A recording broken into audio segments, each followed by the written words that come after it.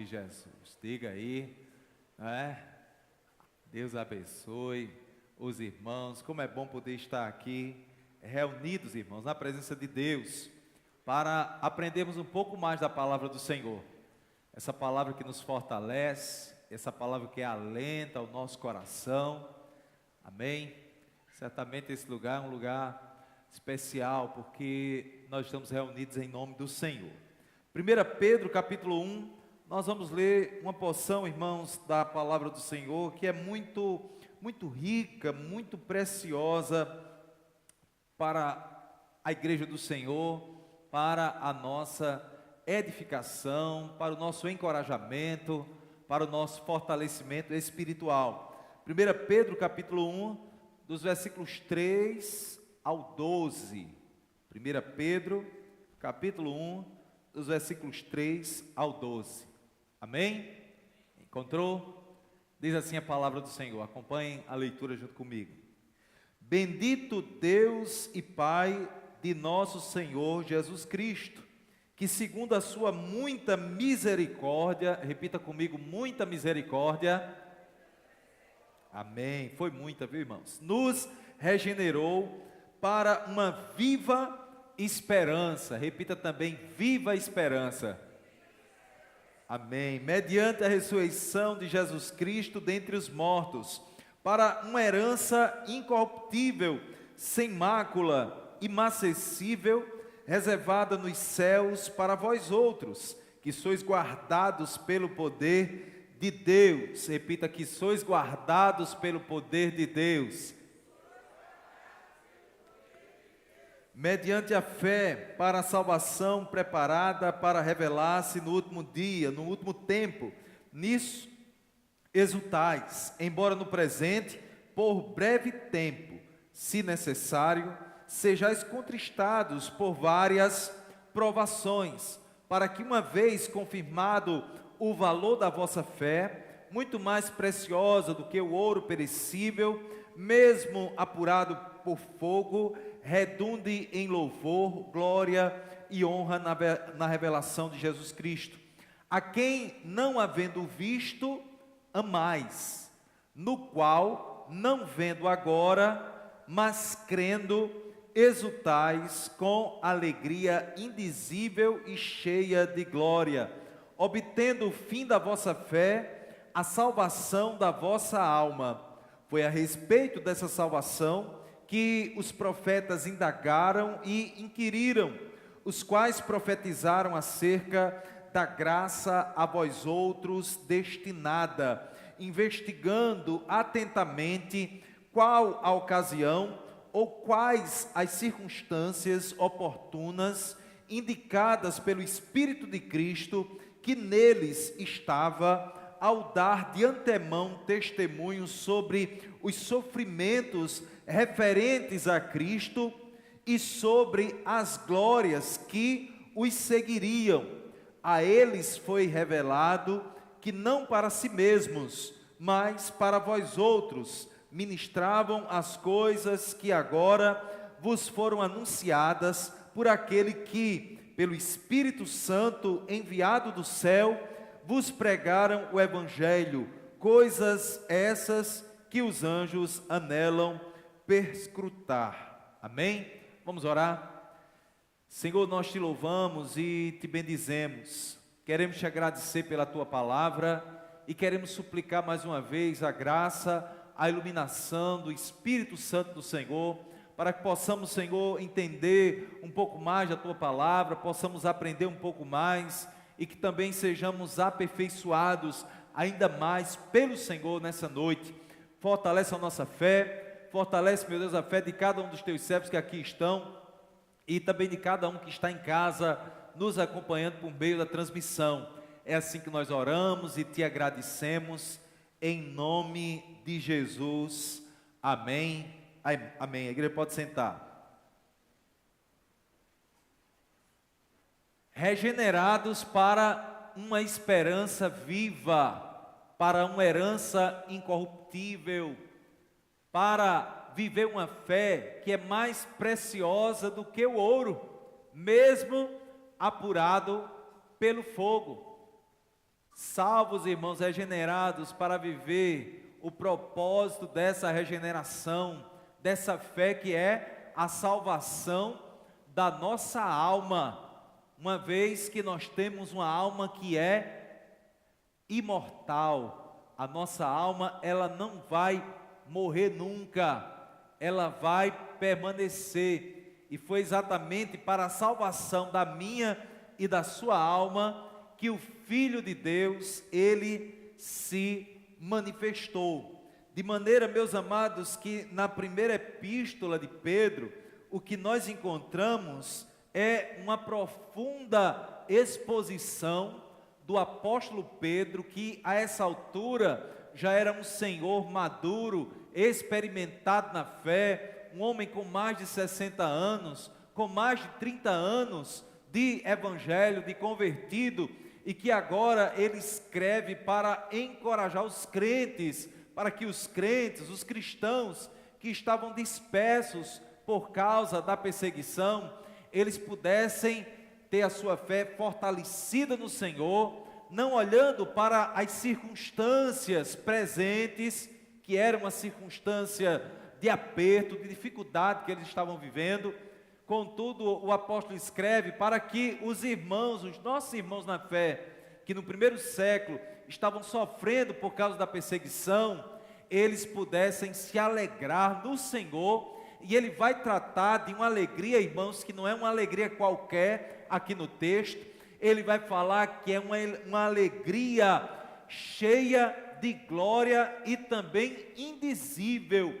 Ele vai falar de uma alegria que não dá para defini-la com palavras humanas. Essa alegria é possível aos servos de Jesus quando eles olham para a salvação bendita que eles receberam na pessoa bendita de Jesus Cristo. Essa passagem aqui, irmãos, oferece a nós esse alicerce, esse fundamento teológico sobre a fé em Jesus Cristo, sobre a nossa salvação.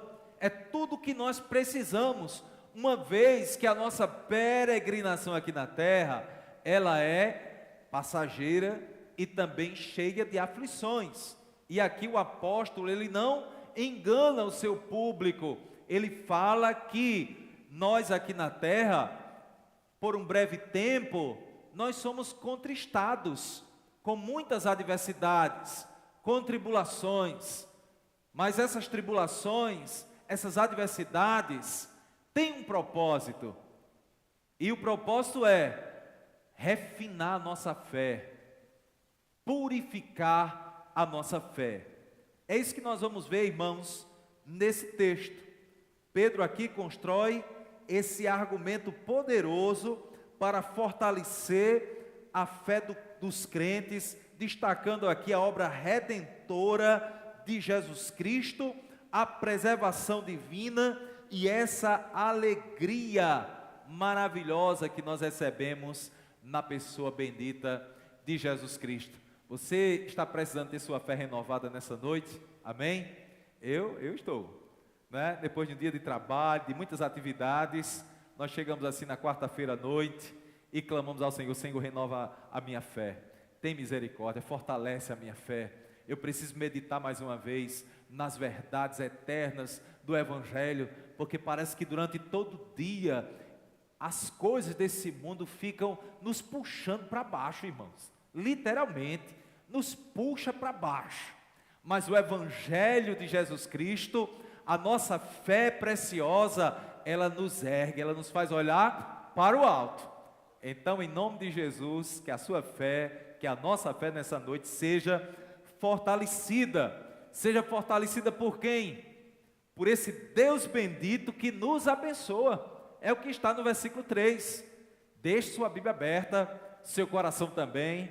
Vamos passear pelo texto, que tenhamos, irmãos, nessa noite a nossa fé fortalecida por esse Deus bendito que nos abençoa. Pedro inicia essa passagem, irmãos, com ações de graças, aquilo que na academia ou na perspectiva teológica nós chamamos de doxologia, que é um louvor a Deus, que estabelece aqui, no caso de Pedro, o fundamento para tudo que se segue. Ele vai falar aqui do Deus bendito e Pai de nosso Senhor Jesus Cristo. E aqui não é uma mera formalidade. Pedro ele não está jogando palavras ao vento, não. Ele está declarando de forma teológica e profunda que reconhece que todas as bênçãos vêm de uma fonte. E essa fonte quem é, irmãos? É Deus. Esse Deus bendito que abençoa o seu povo. Quando compreendemos que Deus é o originador de todas as bênçãos, o nosso coração se inclina para Ele, porque nós devemos estar apegados à fonte das bênçãos, e não às bênçãos propriamente, irmãos. Nós precisamos valorizar muito mais o abençoador. Nós devemos buscar diligentemente a presença do abençoador, aquele que tem todas as bênçãos guardadas nele e concede graciosamente ao seu povo. Nós vivemos em um tempo onde as pessoas ficam correndo atrás das bênçãos, e nós precisamos buscar a presença do abençoador. E aqui a palavra identifica Deus especificamente como o abençoador, aquele que é o Pai de nosso Senhor Jesus Cristo. E essa identificação aqui, irmãos, estabelece imediatamente o contexto cristológico da passagem, porque o Deus bendito que nos abençoa, Ele é Pai do nosso Senhor e Salvador Jesus Cristo, que segundo a sua muita misericórdia, nos regenerou para essa viva esperança. É impossível, irmão, separar aqui a compreensão, a nossa compreensão de Deus, da sua obra e da pessoa bendita de Jesus Cristo.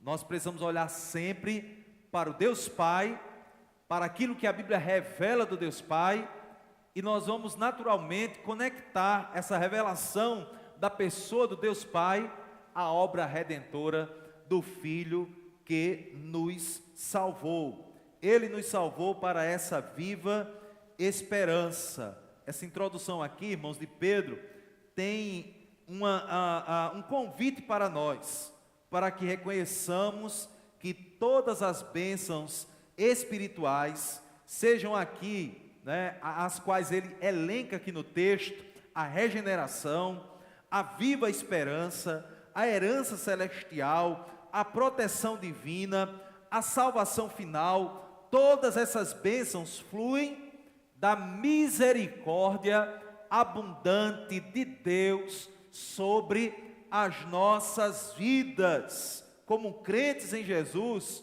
somos chamados a compreender essas verdades aqui que Ele traz na palavra do Senhor. Por causa da sua muita misericórdia, Ele nos regenerou para essa viva esperança, Ele nos deu essa herança incorruptível. E eu quero destacar com os irmãos essa expressão aqui, que é merecedora de um destaque, o que está ainda no versículo 3, que é viva esperança. O texto diz que nós somos, ou nós fomos regenerados para uma viva esperança. Isso significa, meus amados, que esta regeneração é o novo nascimento, e que o novo nascimento nos conduz para essa viva esperança. E essa obra da regeneração tem como fonte essa muita misericórdia do Senhor, enfatizando aqui que nossa vida espiritual não é resultado do nosso mérito, da nossa busca, mas da muita misericórdia do Senhor.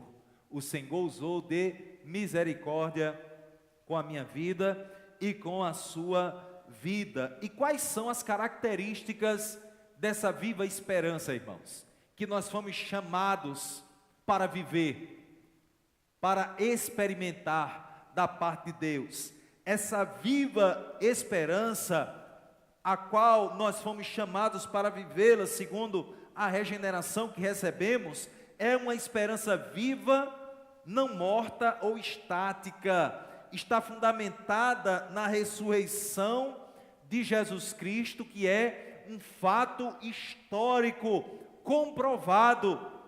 Transcende, irmãos, essa viva esperança, ou essa esperança viva, transcende as circunstâncias aqui da terra. Independe de governos, de homens, da nossa situação, da economia. É uma viva esperança que está fundamentada na ressurreição de Jesus Cristo e que oferece a nós certeza em meio às incertezas desse mundo. Nós vivemos cercados de incertezas aqui na terra.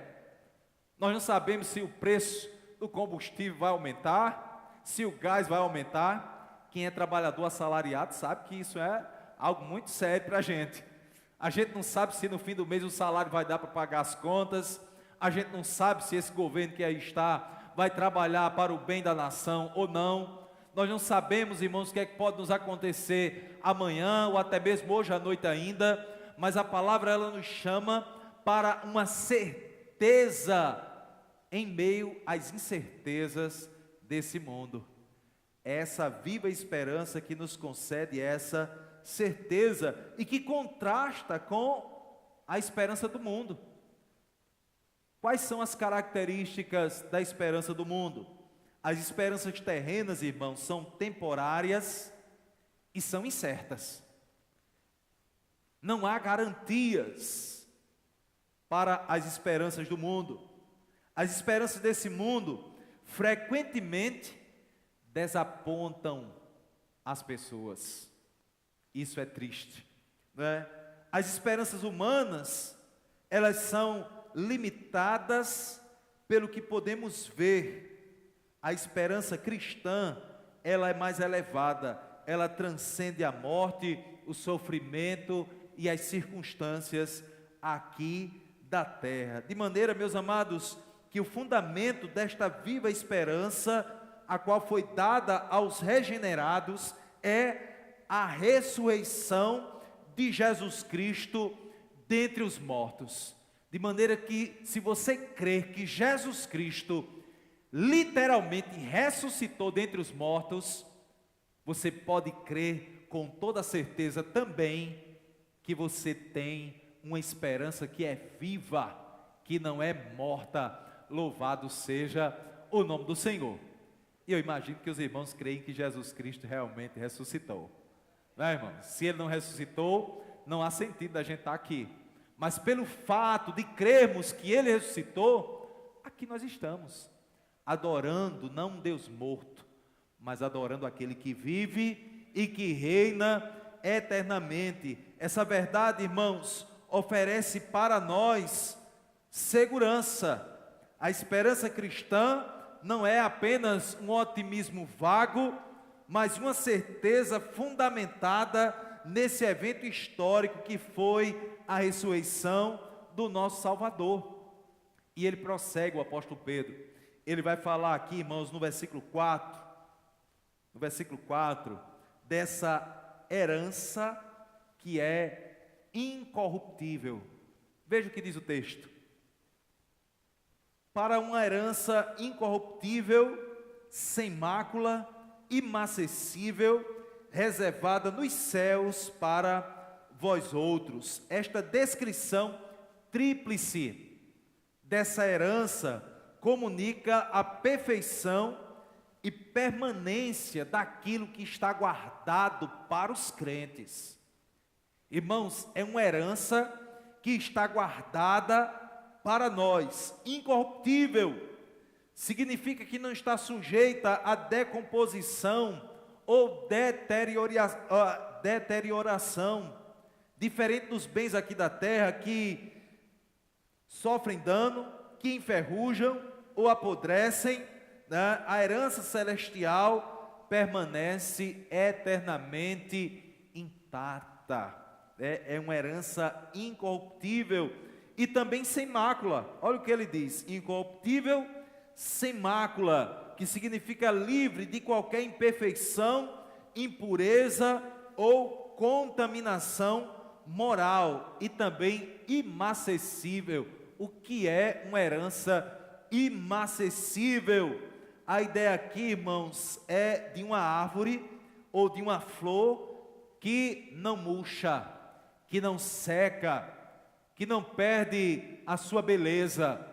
Então, quando a palavra diz que ela é incorruptível, sem mácula e imacessível, é uma herança que não se deteriora, é uma herança que é santa, que é pura, e uma herança que não perde o brilho, não perde a beleza. Esta herança reservada nos céus indica algo cuidadosamente guardado e preservado. A ideia aqui, sabe qual é? Para aqueles que já fizeram alguma reserva, seja para uma viagem lá em um avião ou em um hotel, né? Eu vou passar tantos dias em um hotel e aí eu faço a reserva. A reserva é sua, está lá guardado para você. Não vai chegar outro e tomar o seu lugar, não, porque ele não vai ter essa autorização. A ideia aqui é exatamente essa. Essa herança está reservada nos céus para cada um dos servos de Cristo, de maneira que a sua porção da herança celestial não vai ser dado a outro, pertence a você, pertence a cada um dos servos do Senhor. Irmãos, essa verdade transforma a nossa compreensão a respeito da vida, nos liberta de toda e qualquer ansiedade a respeito dos bens terrenos, porque nós podemos, tudo aquilo que a gente conquista aqui na terra, vai, irmão, se deteriorar, vai perder o brilho, vai enferrujar, né? E o que a palavra diz é que essa herança que nós temos nos céus, ela é incorruptível, sem mácula e imacessível. E aqui no versículo 5 ele vai falar para quem está reservado essa herança. E vai dizer que aqueles que têm essa herança reservada, guardada, também são guardados pelo Senhor para receber essa herança.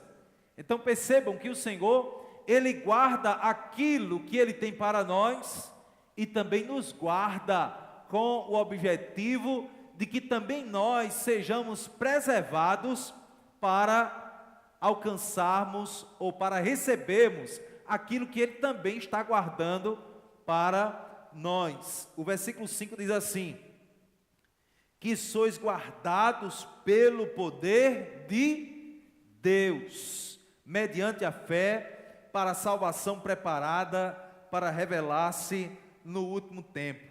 O termo aqui guardados, irmãos, tem conotação militar. É a ideia, a imagem de uma guarnição militar de soldados protegendo um local, protegendo uma cidade. A palavra grega aqui refere-se a isso, a uma guarda militar, trazendo a ideia que Deus coloca todo o seu povo sob essa proteção divina, nos guardando, nos protegendo, nos cercando por todos os lados, para que o inimigo não nos destrua, para que nós não venhamos nos perder no caminho. O Senhor, Ele nos guarda. Esta não é uma segurança causal, momentânea, mas é uma vigilância constante, ativa e poderosa. Vocês são guardados pelo poder do Deus onipotente. É por isso que não há o que temer, irmãos. Nós somos guardados pelo Senhor. Quem é do Senhor, o inimigo não toca. Nós confiamos no poder do Senhor. O agente da proteção aqui é o próprio Deus que guarda os crentes. Quem te guarda, meu irmão, é Deus. O crente nunca está só. Você pode enfrentar uma viagem sozinho. Quantas vezes, né, Marcelo, viajando sozinho aí por esse mundo?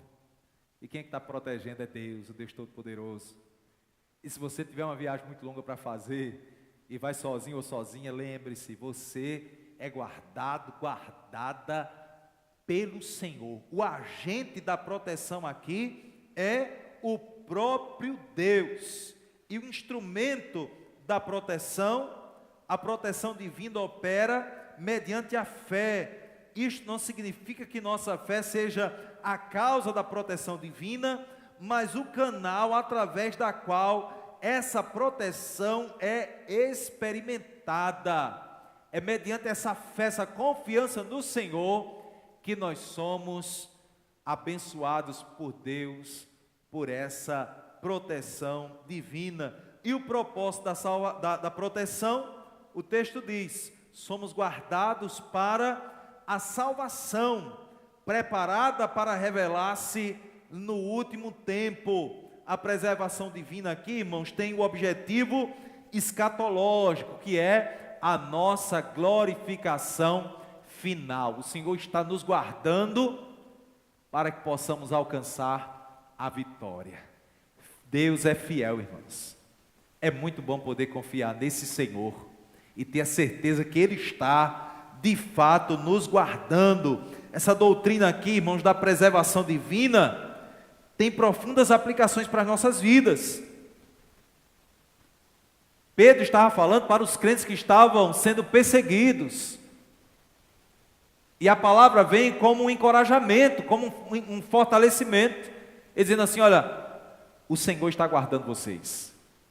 Mesmo em meio a todo esse perigo, mesmo em meio a toda essa adversidade, Deus está guardando vocês. Louvado seja o nome do Senhor. Uma outra coisa que nós vamos encontrar aqui, irmãos, a partir do versículo 6 e 7. Pedro, ele está tomado de alegria. Ele está realmente olhando para uma perspectiva mais elevada, está olhando para a realidade espiritual. E após meditar nessa regeneração, nessa viva esperança, nessa herança incorruptível, no fato de sermos guardados pelo poder de Deus, ele vai falar aqui de uma exultação em meio às dificuldades dessa vida. Percebam, meus irmãos, a natureza da fé bíblica. Ele faz toda a reflexão a respeito daquilo que Deus fez, de como esse Deus bendito tem nos abençoado. E agora ele diz, olha, o resultado disso tudo, da compreensão de todas essas bênçãos que nós temos recebido do Senhor, é exultação em meio às adversidades, não tem jeito. Eu sei que vocês estão sendo perseguidos, eu sei que muitos dos nossos irmãos estão sendo mortos, estão sendo lançados às feras, mas olhem, é possível ter alegria em meio às dificuldades dessa vida. Nos versículos 6 a 7, ele aborda aqui, de uma forma realista, as provações da vida cristã. Diz a palavra, nisso exultais, embora no presente, por breve tempo, se necessário, sejais contristados por várias provações, para que, uma vez confirmado o valor da vossa fé, muito mais preciosa do que o ouro perecível, mesmo apurado por fogo, redunde em louvor, glória e honra na revelação de Jesus Cristo. Pedro aqui, irmãos, reconhece a realidade que é paradoxal da experiência cristã. O que é isso? São duas realidades que aparentemente são opostas, mas que em uma perspectiva mais elevada não são opostas. Ele está dizendo, olha, eu sei que sentir alegria em um contexto de adversidade é um paradoxo. Porque quando a gente está no meio da adversidade, o natural seria sentir tristeza. Mas ele está olhando aqui na perspectiva divina e está dizendo, olha, a experiência cristã nos leva a ter alegria em meio às provações. Por quê? Porque nós cremos nesse Deus que está nos protegendo, está nos guardando. Ele vai dizer que é possível exultar em nossa herança futura, enquanto experimentamos tristeza no presente. Sabe por quê, irmãos? Porque em uma perspectiva mais elevada, bíblica, nós já estamos lá com Cristo. Nós já estamos lá com o Senhor. É interessante que essa passagem, o início dela, sobretudo o início dela, bendito Deus e Pai de nosso Senhor Jesus Cristo, ela é muito parecida com o que Paulo diz lá em Efésios capítulo 1, a partir do versículo 3, que ele vai dizer que o Deus bendito tem nos abençoado com toda sorte de bênçãos espirituais nas regiões celestes em Cristo. E lá o apóstolo Paulo em Efésios vai dizer que Deus já nos fez assentar nos lugares celestiais. É uma perspectiva, irmãos, mais elevada. Nessa perspectiva eterna e bíblica, nós já estamos lá com Cristo. Nós já estamos lá reinando com Ele.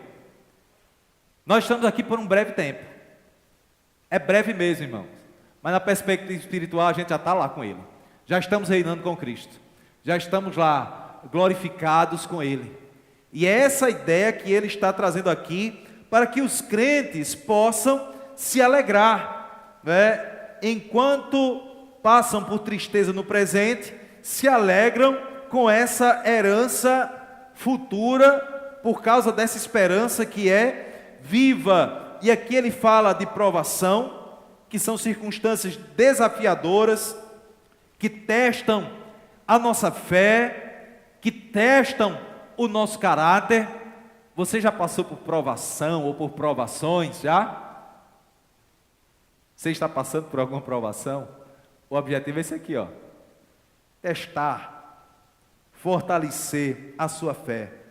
E vai falar, irmãos, aqui, no versículo 7, que o objetivo é a purificação, a remoção de impurezas e o fortalecimento da nossa fé, da fé genuína em Jesus Cristo.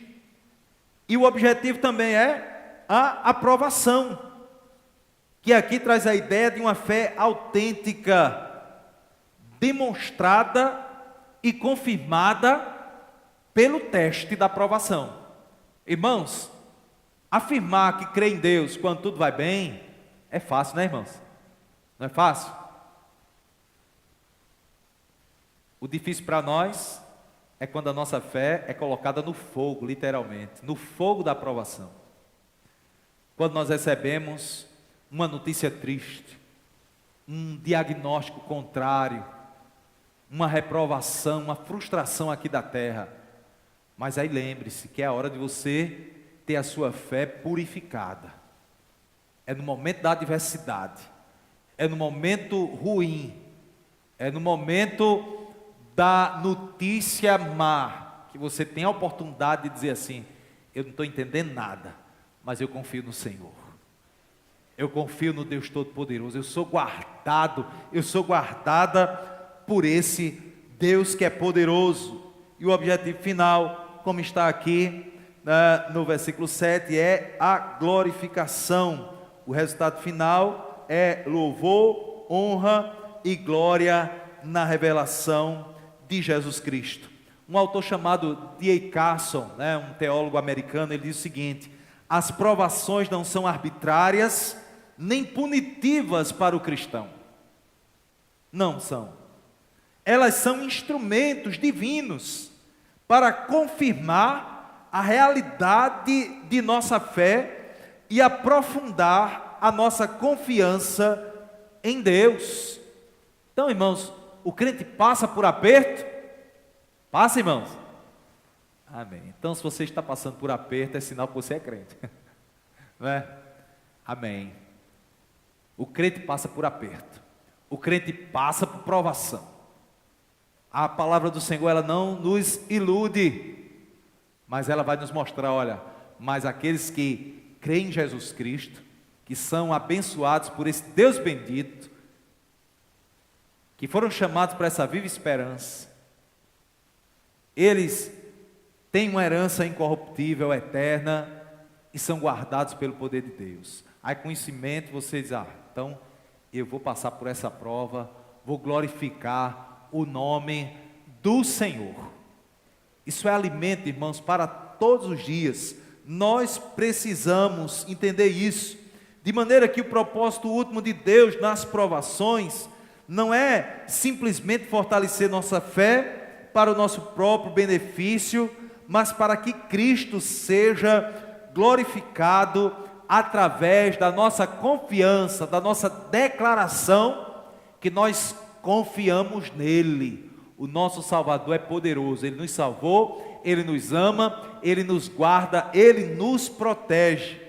E aqui, irmãos, por último, eu quero destacar essa credulidade que glorifica a Deus. A credulidade glorifica a Deus, mas a incredulidade não glorifica a Deus. Então nós devemos ter a atitude de pessoas que creem no Senhor, amém? Não seja uma pessoa incrédula, não.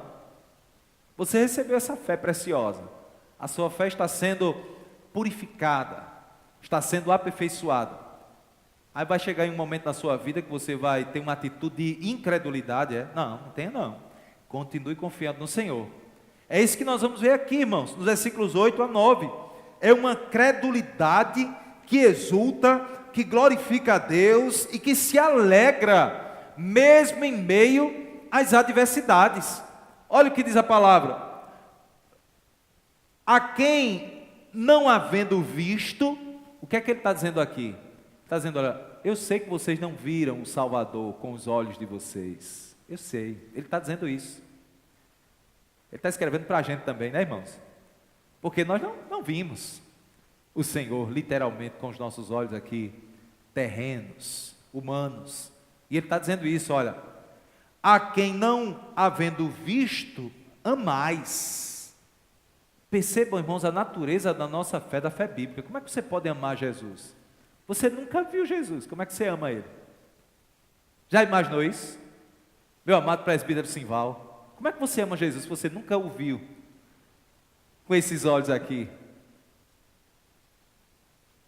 É a credulidade, é a fé, é a crença, é uma revelação espiritual, irmãos. Nós não precisamos ver para crer, nós cremos. E com os olhos da fé, nós enxergamos o Cordeiro de Deus, glorioso, poderoso.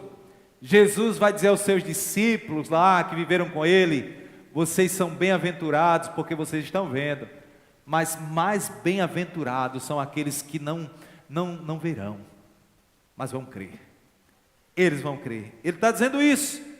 É a quem não havendo visto, amais, no qual não vendo agora. Ele está dizendo, vocês nem viram, nem estão vendo, mas crendo, percebam, irmãos, mas crendo, vocês podem exultar com alegria indizível e cheia de glória, obtendo o fim da vossa fé, a salvação da vossa alma.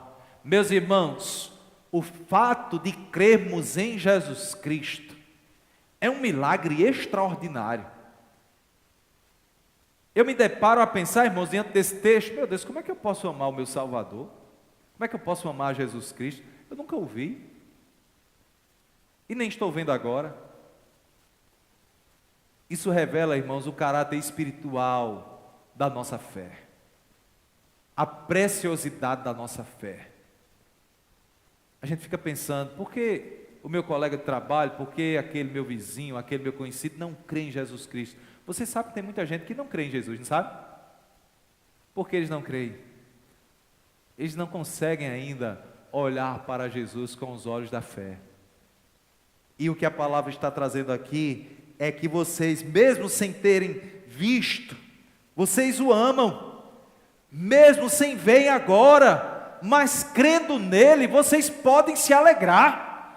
Alegrem-se do Senhor com alegria indizível e cheia de glória. O apóstolo aqui ressalta o caráter único da fé cristã, irmãos. Ela é direcionada, né, essa fé cristã é direcionada a alguém que os crentes nunca viram fisicamente. Olha só, nós nunca vimos o Senhor fisicamente, não é? De maneira que a fé cristã não é uma aceitação intelectual, não está apenas aqui, irmãos, está em todo o nosso ser, é espiritual, vem lá do profundo do nosso espírito, que foi regenerado, que nasceu de novo, e que nos faz ver o reino de Deus, nos faz ver a graça do Senhor, revelando uma confiança pessoal em Jesus Cristo, de maneira que nós entregamos a nossa vida a Ele, nós entregamos, irmãos, o nosso destino eterno àquele a quem os nossos olhos não viram e nem estão vendo agora, mas nós cremos nele, amém? Então a sua fé, ela é muito mais preciosa do que o ouro refinado. Saiba que a sua fé é muito mais valiosa do que uma tonelada de ouro, do que as riquezas desse mundo. É muito mais valiosa do que todas as coisas aqui desse mundo. Irmãos, o Jonathan Edwards, pastor americano do século XIX, ele dizia assim, do século XVIII, ele dizia, olha, prata, ouro, as riquezas dessa terra, Deus dá a qualquer um. Mas a fé em seu Filho, Jesus Cristo, Ele dá para as suas ovelhas, para os seus amados. Irmãos, não há comparação, de maneira que aqui é um amor sem ver, é uma fé além da visão, é uma alegria indizível, é a salvação da alma. Aqui essa alegria, essa expressão cheia de glória, sugere uma alegria já permeada da realidade celestial. O versículo 9 identifica o propósito da fé, que é a salvação da vossa alma. É o propósito dessa fé preciosa em Jesus Cristo. É a salvação da nossa alma. É o propósito maior. Pela fé nós vivemos aqui nesse mundo. Pela fé nós caminhamos. Pela fé nós trabalhamos. Pela fé nós podemos conquistar algumas coisas aqui na terra. Mas o fim último, a finalidade principal da nossa fé, não está nessa dimensão aqui terrena, temporal. Está na salvação da nossa alma. Nós habitaremos com Cristo, irmãos, no reino celestial. Não por um momento ou por um dia, mas pelos séculos dos séculos. Em uma realidade que a nossa alma anseia e clama ao Senhor, Maranata, ora vem, Senhor Jesus. Já imaginou os crentes, o povo aí fora, irmãos, tem certeza que nós somos loucos. Tem, o povo aí fora tem certeza que nós somos loucos. Como é, os crentes ficam cantando, Jesus vem de onde? Vem nas nuvens do céu. Aí ele olha para a gente e eles são tudo doido. Aí a gente lembra da palavra do Senhor, né? Que o Evangelho, a palavra da cruz, é loucura para os que se perdem, mas para nós, que cremos, que fomos alcançados pelo Senhor e por essa fé, é poder de Deus, é salvação de Deus, né? Então o povo chamar a gente de povo louco é um elogio. Pois é, desse jeito eu continuo crendo na loucura da pregação, é o que Paulo vai dizer, né? Os gregos pedem sinais, né?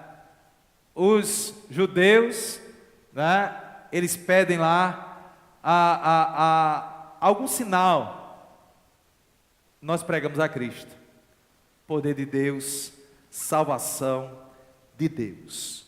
Por último, irmãos, essa salvação, ela foi investigada pelos profetas, ela foi pesquisada, é o que diz a partir do versículo 10 a 12, para a gente encerrar.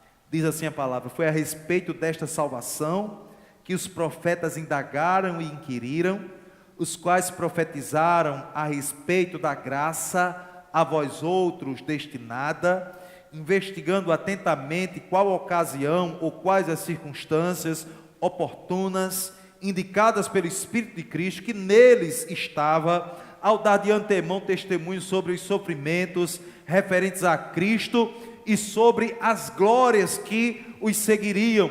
A eles foi revelado que não para si mesmos, mas para vós outros, ministravam estas coisas que agora vos foram anunciadas por aqueles que pelo Espírito Santo, enviado do céu, vos pregaram o Evangelho, coisas essas que os anjos anelam perscrutar. De maneira que o que esse texto está dizendo é que os profetas lá do Antigo Testamento investigaram diligentemente como é que isso tudo ia acontecer.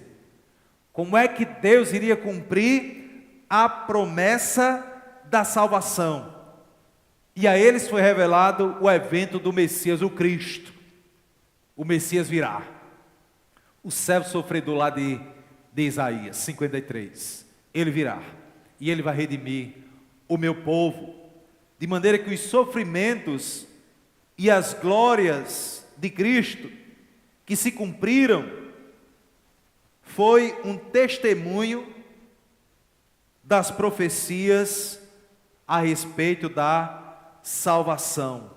De maneira que até mesmo os anjos, eles ficaram desejando entender tudo isso, né? É o que diz a palavra do Senhor.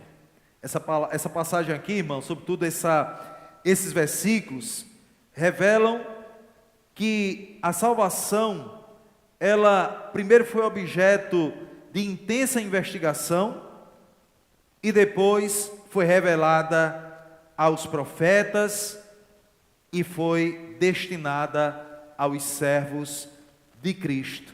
De maneira que até mesmo os anjos ficaram admirados com esse projeto maravilhoso de Deus para nós. Amém, irmãos? Eu quero convidar vocês a se colocar de pé. E eu já quero convidar o Ministério de Louvor aqui.